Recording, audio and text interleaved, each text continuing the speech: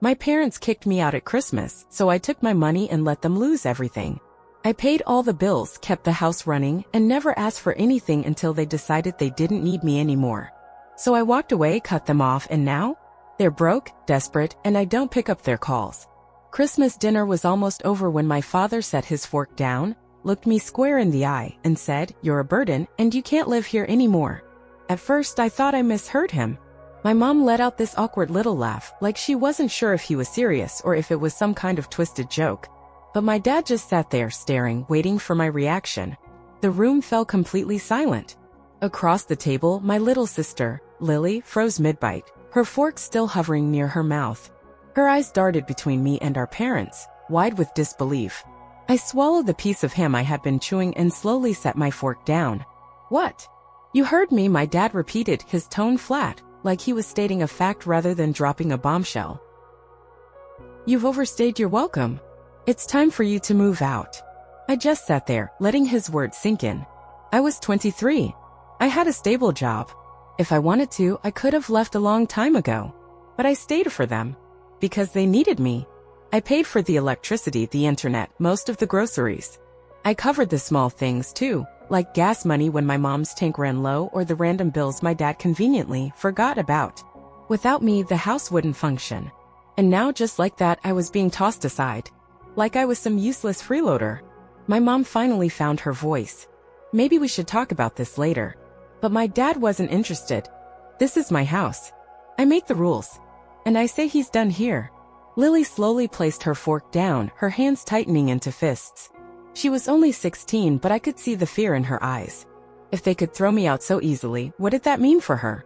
I exhaled, already deciding how I'd handle this. I wasn't going to argue. I wasn't going to beg. If they wanted me gone? Fine. I leaned back in my chair and shrugged. All right. My dad straightened up like he had just won some invisible battle. My mom still looked uneasy, like she hadn't actually expected me to take this so calmly. Maybe she was in shock. Maybe she just didn't care as much as I thought she would. I stood, grabbed my plate, and carried it to the sink. I didn't slam anything, didn't make a scene. I just acted like nothing had happened. Before leaving the kitchen, I glanced at Lily. She still looked frozen, like she wanted to say something but couldn't. I gave her the smallest nod. She was the only person at that table I still cared about. My dad took a sip of his drink, already moving on like I had never been part of the family. My mom picked at her mashed potatoes in silence. I didn't say another word. I just walked away. That night, I went straight to my room, shut the door, and started packing. I wasn't going to waste time wondering why they were doing this. If they wanted me out, I'd be out. But they had no idea what that really meant. Because once I left, they'd lose everything I paid for. And I wasn't about to warn them. As I packed, I could hear them talking downstairs. My mom's voice was low, nervous. My dad's voice was firm, like he was trying to convince her that this was the right decision. I caught bits and pieces. He's old enough. We can handle it. He should have moved out years ago. I almost laughed. They had no idea what they were in for. An hour later, there was a soft knock at my door. I opened it, and Lily slipped inside, shutting it quickly behind her. Her face was red, like she had been crying. "What the hell was that?" she whispered. I sighed, shoving my laptop into my bag. "I don't know. But I'm leaving tomorrow." She shook her head. "That's insane. You pay for everything. They can't even afford food without you." I gave a small shrug. "Not my problem anymore." Lily bit her lip, trying to hold back more tears. "Where are you going to go?" "I'll figure it out." I had some money saved, but I hadn't planned on moving out this suddenly. I'd have to crash at a friend's place until I found something more permanent. But I wasn't worried. I'd be fine. They wouldn't. Lily hesitated. "Can I?" She stopped herself. I already knew what she wanted to ask. She wanted to come with me. But she was still in high school. And as much as I hated leaving her behind, I couldn't take her with me. You know they'd never let that happen. She stared at the floor. "Yeah."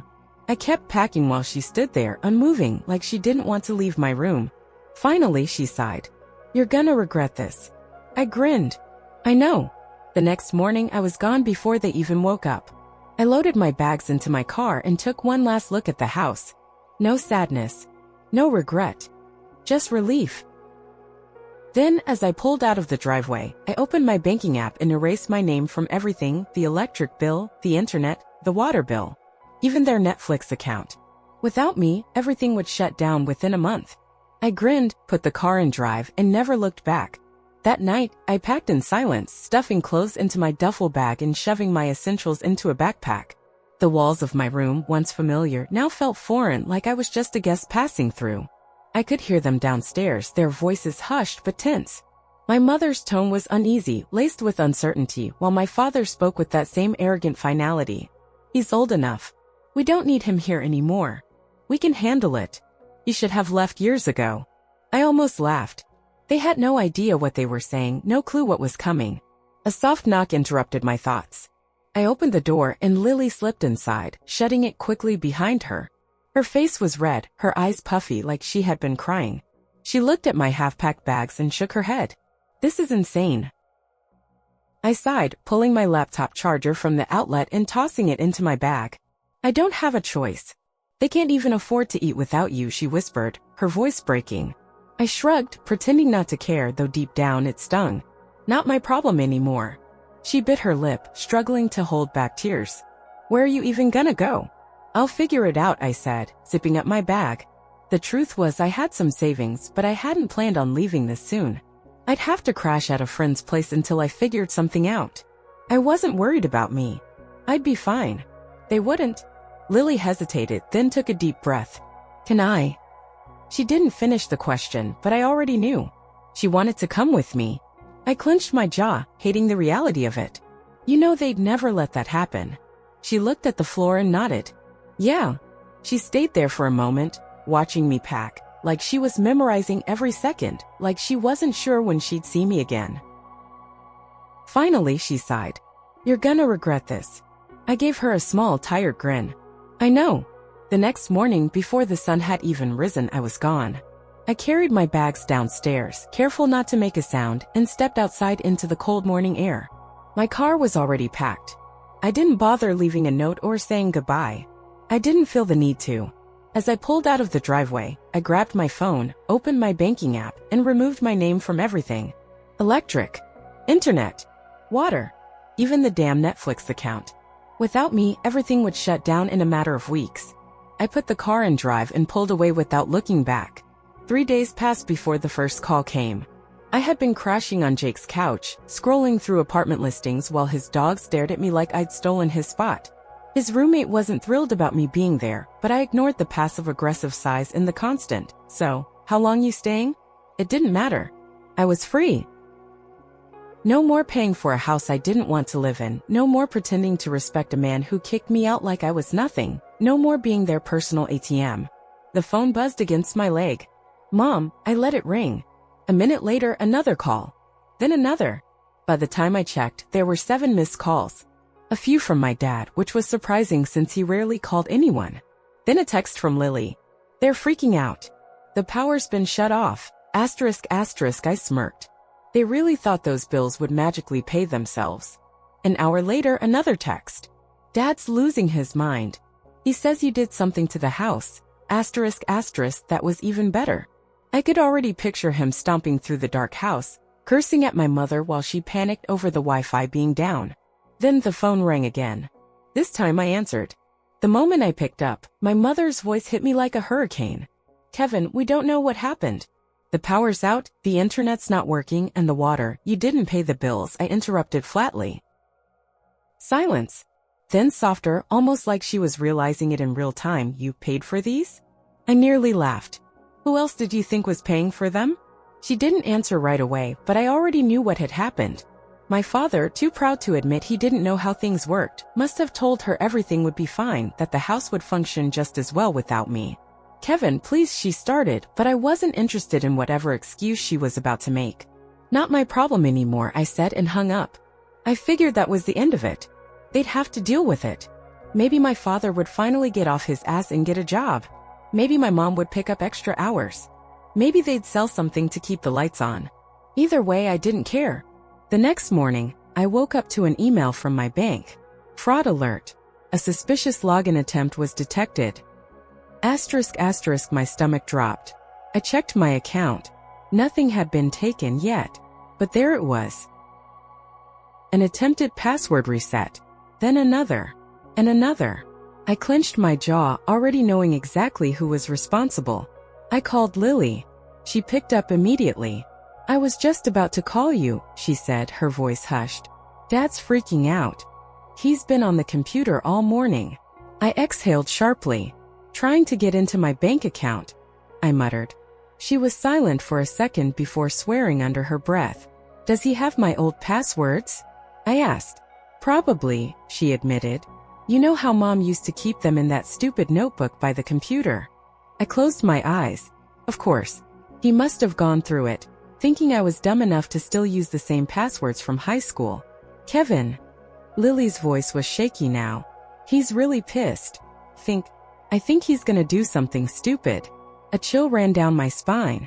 "What do you mean? What did he say?" She hesitated. "He keeps saying you ruined us, that you did this on purpose to screw him over. He's talking about calling the cops." I almost laughed. "For what? Not paying his own bills?" "I don't know," she whispered. "But he's losing it. Mom's crying, saying she'll talk to you, but he won't listen. He keeps saying, he's not gonna get away with this." She paused, then even quieter. "Kevin, I think he wants to come after you." That took the smile off my face. I had expected him to get desperate, maybe even try to guilt trip me. But this was something else. I gripped my phone tighter. "Lock your door," I told her. "If he does anything crazy, call me." Then I hung up and immediately changed every single password I had. Bank accounts, email, streaming services, even my Amazon login. Then I called my bank to report the hacking attempt.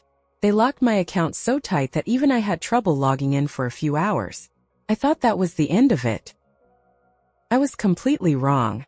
That night I was sitting on Jake's couch, playing some dumb Xbox game with him, when there was a loud explosive bang on the door. It wasn't a knock, it was a fist, hitting the wood hard enough to make the walls shake.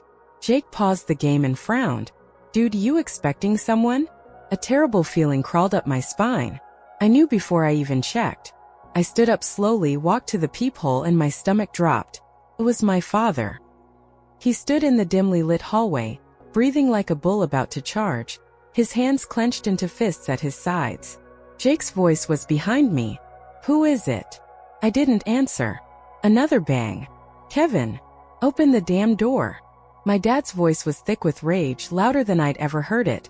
Jake stood up. "Dude, what the hell is going on?" I stepped back from the door. Another bang. Then another. Then a kick. "I know you're in there. You think you can just walk away from this? UOWES. Jake turned to me, eyes wide. "Dude, we need to." I was already dialing. The moment the dispatcher picked up, I kept my voice steady. "My father just showed up at my apartment. He's trying to kick in the door. He's screaming at me, and I don't know what he's going to do." Jake backed away toward the kitchen. "This is crazy." I nodded. "Yeah, I know."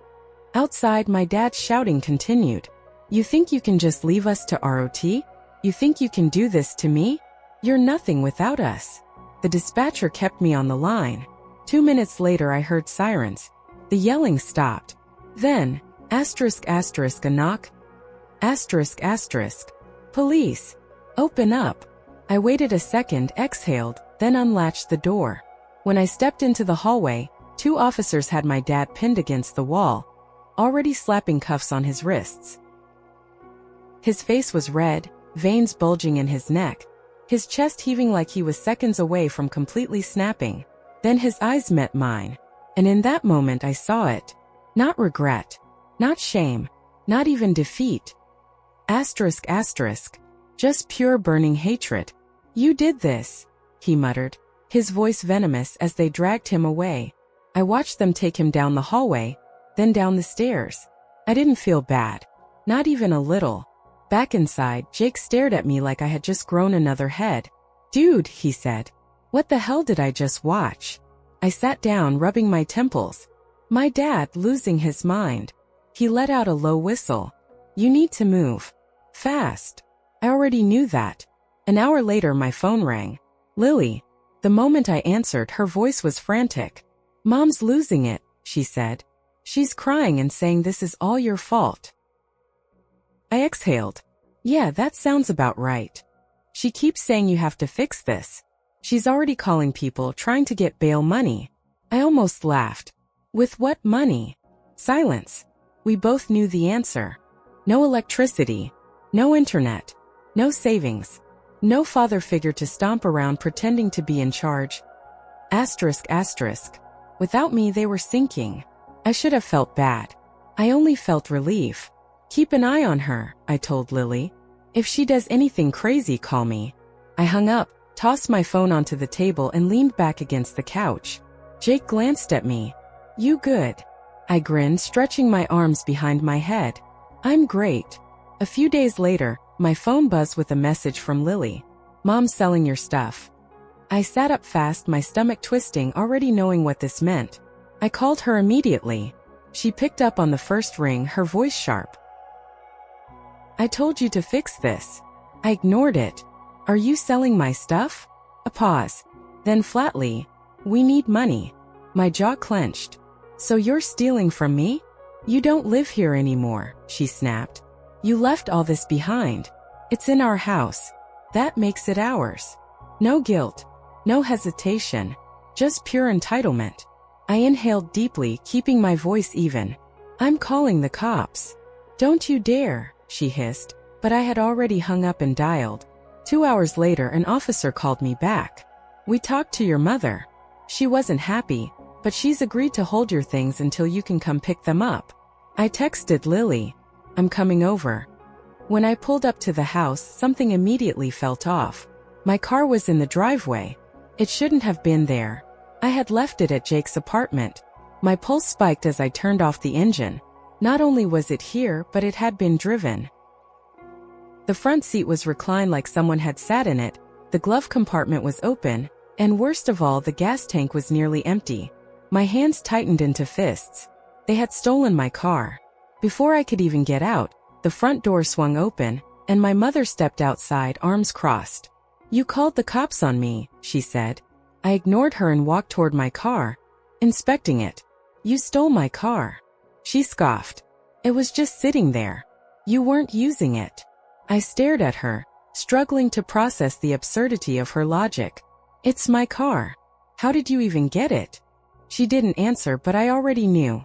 They had a spare key. My voice was dangerously calm. Give me my key. She didn't move. Mom. Nothing. Fine. I'll call the cops again. Her expression flickered for a second. Then without a word she stormed back inside. A minute later she returned and threw the key at me. It hit my chest and landed in the grass. There, she spat. Happy. I picked it up, forcing myself to stay calm.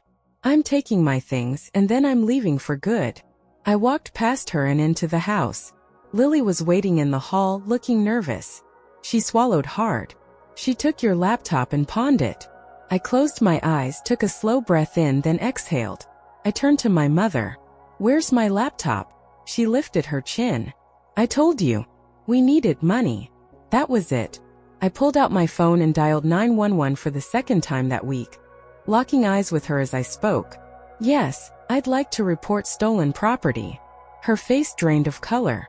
My mother just admitted to pawning my laptop without permission. Her hand started shaking. Kevin, she murmured, her voice almost pleading now. You can't do this. I ignored her. Yes, officer. I have proof that she admitted to it. I'd like to press charges. Lily stood completely still, her eyes darting between us. My mother looked stunned, like she had never imagined I would push back. Kevin, she said again, softer this time. We're struggling. Your father's in jail. I had no choice. I let out a bitter laugh. You had a choice. You could have worked more. You could have sold your own things. You could have asked instead of throwing me out like garbage. Her face contorted, rapid blinking, trying to find the right words. I was angry, she whispered. I gave a humorless chuckle. Yeah? So was I. Then outside, the sound of sirens. My mother flinched. A few minutes later, 2 officers stepped inside. Sir, did you call about stolen property? I nodded, pointing at my mother. She took my laptop and pawned it. I want to press charges. My mother gasped like I had just stabbed her in the back. Kevin, don't do this. The officers turned to her. Ma'am, is this true? She hesitated, eyes flicking between me, Lily, and the cops. I could see it, the calculating pause, trying to decide if she could lie her way out of it. Then Lily spoke. She told him herself. Right before he called you. My mother's head snapped toward her so fast it was terrifying. You little. One of the cops cut her off. Ma'am, do you have a receipt from the pawn shop? Her face fell. She knew what was coming. They took her outside. I watched from the window as they spoke with her for a few minutes. Then handcuffs. She started struggling, crying, yelling, neighbors peeking through their blinds, listening to her wail about how she was just a struggling mother, and how unfair this was. Lily stood beside me, watching, swallowing hard. Her voice was barely above a whisper. Is this really happening? I nodded. Yeah. And for the first time in a long time I felt calm. I didn't waste time. The moment my mother was taken away, I grabbed my bags and started packing up everything that was still mine. Clothes, old video games, things I had left behind thinking I might come back for them one day. I wasn't coming back. Ever. Lily helped, moving quickly, her hands shaking slightly, but she didn't say much. There wasn't anything left to say. By the time I had the last box loaded into my car, she was standing by the window, arms crossed, chewing on her lip. Outside, my mother was still crying, pleading with the officers, saying this was all a mistake, that I was her son and I wouldn't do this to her. I walked right past her without even glancing in her direction. She screamed my name as if that would change anything. Lily followed me outside, shifting nervously on her feet. I don't want to stay here. I sighed. I know. But you only have 2 years until you're 18. She nodded, her eyes glassy. I'll be fine, she muttered. I'll just keep my head down. I looked at her for a long second. Call me if anything happens. She gave a quick nod, but before I could get into my car, headlights swept over the street. A car pulled up, stopping just a few feet away. My stomach dropped. It was my father. The second he saw me, he threw the door open and stepped out. He looked rough, like he hadn't slept in days, like he had been fueled by nothing but rage and desperation. He was already moving toward me, fists clenched, jaw tight, eyes dark with fury. You think you can just walk away from this? He seethed. I didn't move. You think you can do this to me? His voice rose with every step. You think you're better than us? I rolled down my window just enough for my voice to carry. You come near me again, I'm filing a restraining order. He froze. For the first time I saw it. Not just rage. Fear. ***, he knew I wasn't bluffing. His hands balled into tight fists. His whole body tensed like he wanted to lunge, like he wanted to do something, anything, to regain the control he had lost. But he didn't. He just stood there, shaking with anger, staring at me like he wanted to burn me alive. I let the silence drag out before giving him a slow, deliberate smirk. I know I'm better than you. I put the car in reverse and backed into the street. He didn't move. Didn't say another word. He just stood there watching as I drove away for the last time. I never looked back. 2 years later, Lily turned 18 and got out the second she could. She moved in with a friend, got a job, and started college. We still talk all the time. She's doing fine. Better than fine. She's free. My parents? They lost the house a year after I left. Without my money keeping things afloat, everything crumbled. My dad never got a job. My mom bounced between places, burning bridges wherever she went. The last I heard, they were renting a rundown apartment in a bad part of town, barely scraping by. They tried to reach out. Facebook messages. Unknown numbers. Even handwritten letters. ***. I never responded. They made their choice that night at Christmas dinner. And I made mine.